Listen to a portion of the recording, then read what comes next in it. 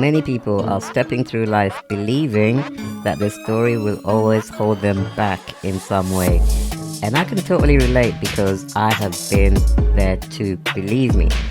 What I wish I had in those moments was a reference point, someone or something to help me believe that even the darkest parts of my story was shaping me into the person I was always meant to be. Nowadays, as a international speaker, entrepreneur, and husband to the most amazing woman, I've made it my mission to help you own your story so that you can live a life of impact, influence, and inspiration. I'm Winston Ben Clements, and this is Born to Win.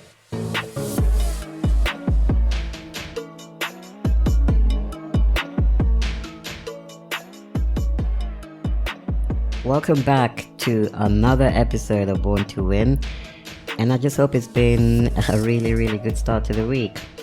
And actually, I just want to take a little bit of time at this point just to give just a massive appreciation for the engagement and the feedback on all the episodes so far. So, whenever you guys post comments in the Facebook group or on YouTube or on all the other social media platforms, I do see them. So honestly, I just want to take this time to appreciate you for really connecting with me and with this platform. And, speaking on that, I continue to be blown away when I check out, because I can go into the back end and I can see the analytics and the stats, and I can see that Born to Win has now reached over 20 different countries, 20 different geographies, which is an incredible milestone for a podcast that is only a couple months old. We only started in November, right? So I can see we have regular listeners from places like America, South Africa, Kenya, Denmark, New Zealand, Canada, just to name a few, from what I could see. So, to all the international audience, I really appreciate you being here, and just looking forward to connecting with you further. And with regards to some of the comments and the feedback that I have seen on social media, what I noticed is there is a bit of a theme developing, especially in the last couple of weeks. And I've noticed that there's been a lot more questions on topics surrounding, public speaking, business, entrepreneurship. And so I am going to try and incorporate, a lot of tips and practical strategies around those topics, because they are topics which are interesting for me as well. As you know, I am a speaker, and which means I run my own business. So I am into entrepreneurship. So I will definitely be pulling in some of my expertise from those areas and incorporating it with all the content that you've got coming up over the next few weeks.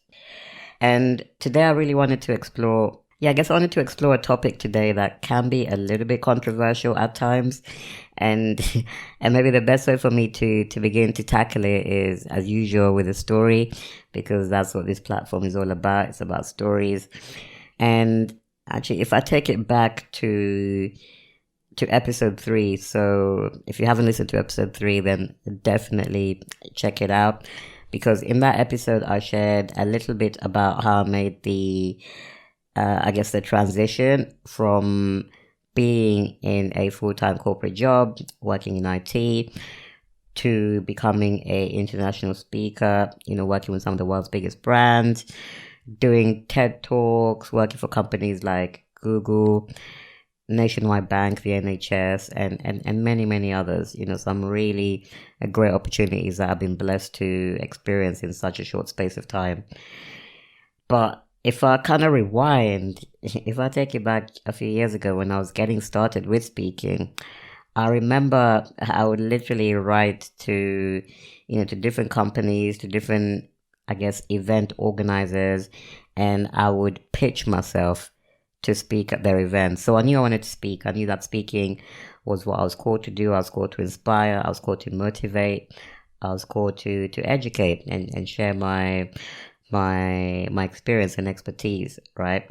And so I would put myself forward for these speaking engagements. I'd go online, I'd go on Eventbrite, I'd reach out to companies direct and just ask if I could be a speaker at their event, right? And actually, it wasn't an entirely difficult experience. Actually, I guess the good news is I got a lot of responses to my emails, right? So these companies that I would write to saying, hey, can I speak at your next event? They'd usually, I had a pretty good reply rate, right? Because as we know, it's very difficult to reach out to someone.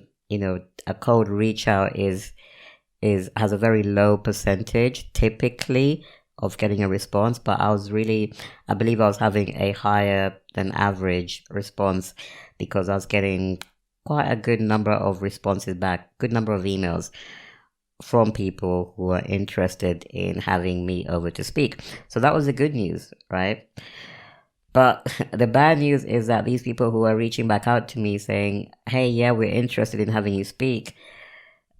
The bad thing is they didn't want to pay me to come over and speak. They wanted me to come over and speak on basically for free on my own dime, right? And of course that was, I guess it was a little bit frustrating because speaking is my passion, but it is also my business, right? And so, part of it left me thinking, hey, you know what? Is this even a viable venture for me? Because how can I quit my job to do something which is great and fun and I enjoy it, but it doesn't pay the bills? That just wouldn't make sense, right? And I think maybe, kind of going back to what I was saying earlier, this topic of, doing stuff for free can be controversial because there's a lot of people out there who believe that you should never, in fact, do anything for free. You should always get paid for your work. And, one of the arguments there is that, if you start giving away your stuff for free, then, people can take advantage, or if you give away your stuff for free, then it causes other people who are in your industry it kind of puts them under pressure because they're trying to make money and you're giving away your service for free. So, of course, the potential customer is always going to go after the freebie, right? So it just complicates the market for everyone, right? And I completely understand that, that is all valid and there is a lot of truth in that. So I'm not disagreeing with those ideas.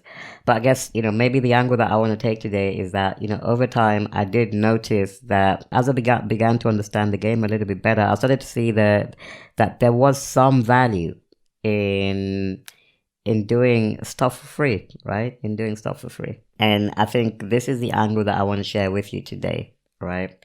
So, and maybe just to preface this, the examples that I'm going to share today they're going to be a little bit specific to the speaking industry. So if you're interested in public speaking, sharing your story, having an impact, and, building a speaking business that is your passion, but also allows you to build a good lifestyle and pays you a good income, then this will be very, very, very interesting for you.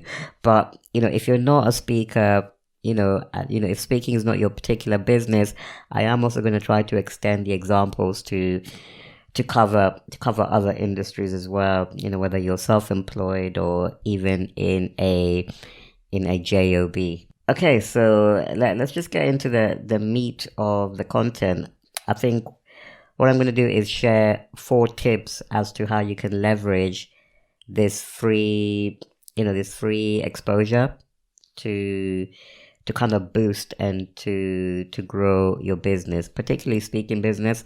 But like I said, I'm going to try my best to extend it to make it accessible to other businesses as well, right? And so my first tip is this, right? So the first reason why you should consider doing stuff for free, and again, particularly thinking about speaking, and maybe I'll start with, again, another quick anecdote. So one of my past mentors, a guy who mentored me for a couple of years, really great guy. In fact, he's really famous. He's a best-selling author, motivational speaker, and someone who I grew up admiring. And later on, I was, really, really blessed to have him mentor me for a little while. But he's now passed away. So his name is the great Sean Stevenson, the late Sean Stevenson. Well, he is great as well. And he used to say something which I want to share now with you, and that is, because his training was he was particularly a specialist in the speaking business, and one thing that he used to say was that you have to speak badly before you can speak good. You have to speak bad before you can speak good, and basically what that meant was that when you produce when you go up on stage and give that first talk, chances are you're not going to be the finished article. You're not gonna have the experience. You're not gonna have your full confidence on day one, right? And so what he used to almost encourage us to do is, just find opportunities to speak, as many opportunities to speak as you can find in that early part of your career, because you almost have to get all of the bad talks out of you, right? In order to develop that experience, to develop that confidence that will allow you to become, an expert and an authority as a speaker, right? And in the same way, and maybe to take it a step further, I think one of the worst things that could have happened, even though I would have loved it to happen earlier on, but one of the worst things that could have happened would have been for me, very early in my career, to get booked by a big client, let's say a Google, a company like Google, international brand. I pitch them to do a talk, and they accept my pitch. They pay me, big money to do this talk. And then I had this really horrible realization that actually, I don't know if I have the confidence to speak at Google. I don't know if I can manage a big audience. I don't know if I'm experienced enough for this gig, right? And, that would be a horrible place to be in when you've already accepted a gig, you've already received payment for a service, you've already made a promise to a client, and now you're not even sure within yourself whether you can fulfill that promise. And so this is why for me, actually it turned out to be a blessing in disguise, speaking for free at those organizations when I started my speaking career. Because it gave me a platform to really, to really hone in on my craft, right? And develop my expertise without putting, first of all, my own reputation at risk, and also without, feeling like I'm making a client risk their money because I'm not sure within myself as to whether I can deliver, right? And, just to kind of move away from speaking just for a moment, even if you have a physical product, and right now I've got someone in mind, my cousin, who is launching a luxury candle business. If I've got it right, I'm sure he'll correct me when he listens to this. But he's basically launching a candle business where he creates these luxurious bespoke candles that are really pretty and sort of made to order. And then the clients would go on his website and they would, create the type of candle that they want, and then they would order it from the website. I think that's the essence of the business, right? And so even within that business, what would free exposure look like? I guess free exposure in a product business would look like, sending some complimentary items to your ideal client, right? And the reason you do that is, again, just like I was saying, because you're still early in business. It's a brand new business. So you're still honing your craft. And so what you're going to do is you send that product for free, or you might charge for shipping or a very low fee. But what you get in return is you get to, first of all, you get the feedback from the client, of course. They use your candles and they tell you, they give you all that feedback, what worked well, what could have been better, and then you can incorporate that feedback into your next release, right?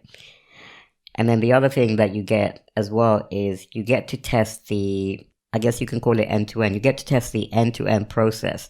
So that could be things like, how you source the materials, how you manufacture the candles, how you ship them, how you deal with customer service, complaints, all of these things. You get to test them in a way that is a lot less pressurized than if you are receiving tons of orders and having a lot of customers who may be unhappy because they paid a lot of money and now they expect the thing to be perfect. So this free exposure, moment doing the service for free, it gives you a very safe way to kind of continue to develop your craft, continue to develop that product, just like I did with my speaking earlier on. So that's the first one. That's the first tip, right? And the second tip, let me move on to number 2. I was going to add something to number 1, but I think that I don't want to hammer it too much. So number 2 is why else should you do a free gig? Why else should you do a service for free? So another way you can leverage is free exposure. And again, for speakers, one thing that you should definitely be looking to leverage is to request video and images in return for doing a gig, right? And at this point you might be thinking, yeah, but I've already got a good website, I've already got social media, a pretty Instagram, and my online branding looks pretty good. But as a speaker, the biggest thing that is going to convince a client to book you, to part with their money, is to see you speak, to see you in action, to see you on a big stage. How do you handle the audience? How do you perform on a big stage, right? That's what they want to see. They want to see it with their own eyes. They don't want to, of course, you can always tell them about it. You can always tell them, hey, I've spoken on big stages. I don't get nervous in front of big audiences. But like they say, a picture paints 1,000 words. And I think video is even better than a picture, right? So people just want to see you do the thing with their own eyes, right? Do the thing with their own eyes. And so one thing for me is, in return for doing stuff for free, I always, as part of the agreement, I always requested to have video and images included in the agreement. So I could always use that footage to promote my services later on, or to put it on my website later on, right? And so and I'm just thinking, like, even if your business is a physical product again, and maybe let's try something different. So let's say you're an artist and you create paintings, right? Maybe a way that you can leverage this, getting video and images in return for exposure is, just send out a few pieces, send out some of your artwork, send out a few examples of your work, and do request from your clients, please take some pictures, please, take some video, please post it on social media, do all of these things, because for me, having all of that footage, having all of those images, those videos, those examples of clients using your product, using your services, that is a big, massive win in my opinion. Because even if, sticking with the artist example, if I'm looking to buy a painting and I go on your website or I go on your social media and I can see so many examples of people displaying your paintings, in their living rooms, in their office, in their houses, then do you think it becomes easier or harder for me to picture your painting in my living room, right? I think it becomes easier. So yeah, definitely leverage that. Grab that free exposure, but in return, make sure you request that video and that footage in order to promote yourself when the opportunity arises, okay? And I'm going to move on. And so I've got a couple more here. The third thing that you should be looking to get out of free exposure is definitely a testimonial. And I guess this one is linked a little bit to the previous one.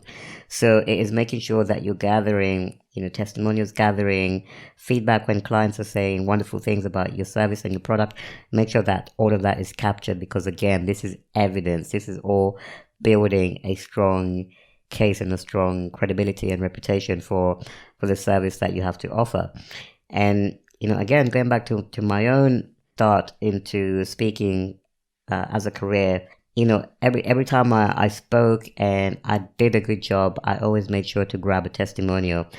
And actually what's working really well nowadays is video testimonials. If you can grab video of people saying wonderful things about your products or about your speaking, then that carries even more weight than a written testimonial, right? Because it's original. People can see from body language. People can tell when a client was truly happy with a piece of work that you did. And for me, that was a game changer for my business, because once I started to build up a bunch of testimonials, I was no longer having to convince companies and event organizers that I could speak, right? Because the evidence was there.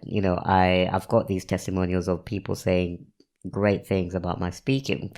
So now the conversation was a little bit different. The conversation became about, how much budget does this client have in order to book me to speak, which I think you'll agree is a much more fun conversation than, the client questioning whether or not you can actually speak, whether or not you can handle a big stage, right? And maybe I just thought of a different example here. Even if you're in a 9 to 5, right? You're in a 9 to 5 job, you can still leverage the opportunity to grab a testimonial, right? So you could do an extra assignment, an extra piece of work, and maybe get the feedback on LinkedIn from your colleague or from a manager, right?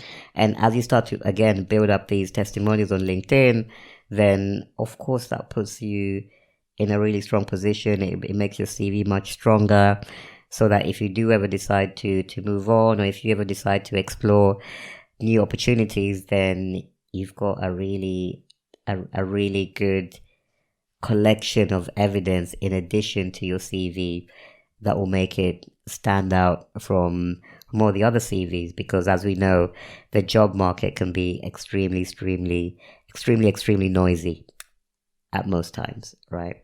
So definitely leverage that free exposure for testimonials.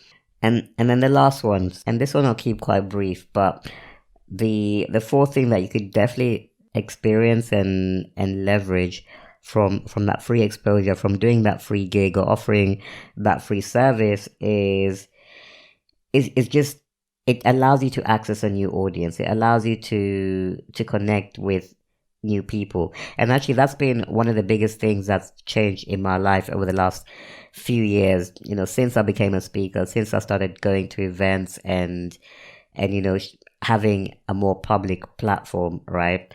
In that time, I've just met so many people, right? I've met so many people, and actually including my wife, right? So my wife is someone who I met, at an event, which was, in this period when I was looking to network and looking to grow my speaking business. And I'm not going to go into that whole story of how I met my wife, but if you are interested, then definitely check out episode 6, where I did interview Mrs. Clements, and we go into the full story of how we first connected.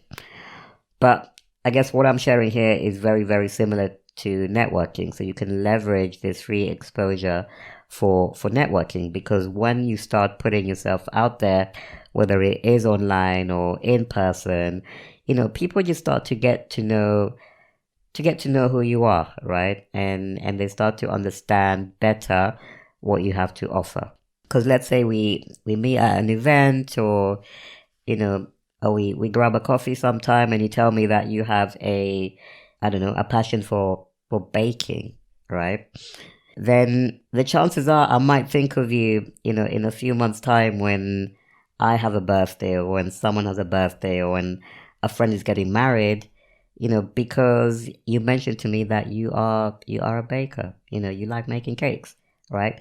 And so definitely leverage that free exposure, because honestly, it creates so many opportunities to network and tons of opportunities to grow your business. And that's exactly what I've seen in my speaking business. When I've spoken at places and connected with people, it's either led to a referral, so they've referred me to another talk, or it's just created a completely, different opportunity, whether it's a friendship or a business opportunity, which is something that is highly, highly recommended, and something that you should definitely be looking to leverage out of those free gigs and free exposure situations, right? And so that's kind of it with regards to the 4 tips. Maybe I'll do a quick recap. So the 4 tips, just to completely leverage those free gigs, those free exposures for your business. So the first one was leverage that free exposure to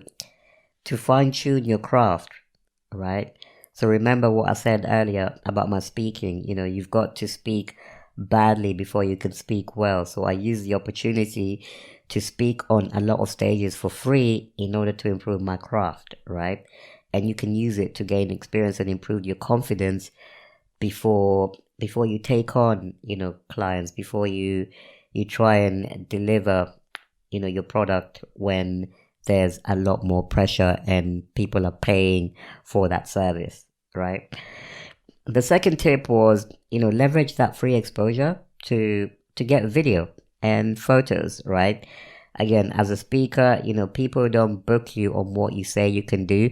They book you on what they see you doing. So the best way to get booked is just to show them clips and footage of you in action.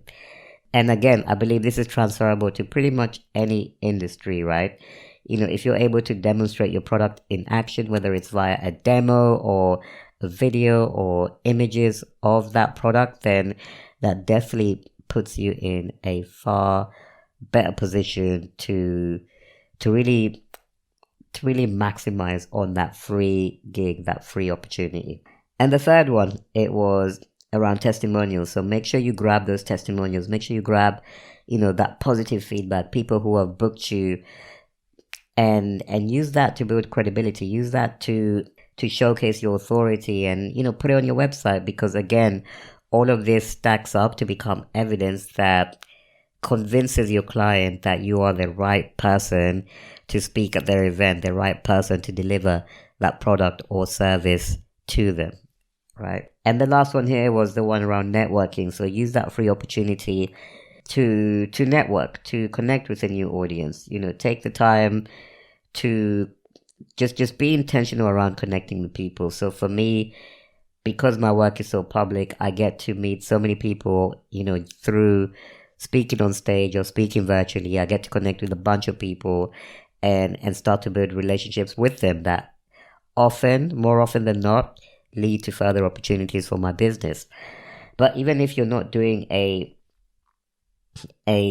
public facing role or in a public facing career, you can still be intentional about connecting with people, even if it looks like connecting with 10 people online, people who might be an ideal client, or people who work for the sorts of companies that you want to work for. Just be intentional around connecting with them and start the conversation, because you never know what door that could open for you in future, right? And that is pretty much it, folks. I tried to make this episode, pretty practical, to give you those four tips. And, I really look forward to reading your feedback, your comments, and your questions on anything that I have shared today. And by the way, if you are a speaker, or if you have an interest in sharing your story and building a speaking business, working on something really, really exciting that is going to be launching very, very soon. And actually, I can't say too much yet because it's in a bit of a early stage, but I am going to drop a link in the show notes here below this episode. So definitely click on that link and I will be in touch with you soon to provide further details for those who are interested in growing a speaking business where you get paid to speak in 2021, in this year, right? And so that's pretty much it, guys. I thank you once again for connecting with me, and I wish you a fantastic and productive week. Bye for now. Thank you so much for hanging out with me today. And by the way, if you're listening on Spotify, Apple, or some other kind of app, and you got some value from today's episode, then I'd absolutely love if you could drop me a quick review. Until next time.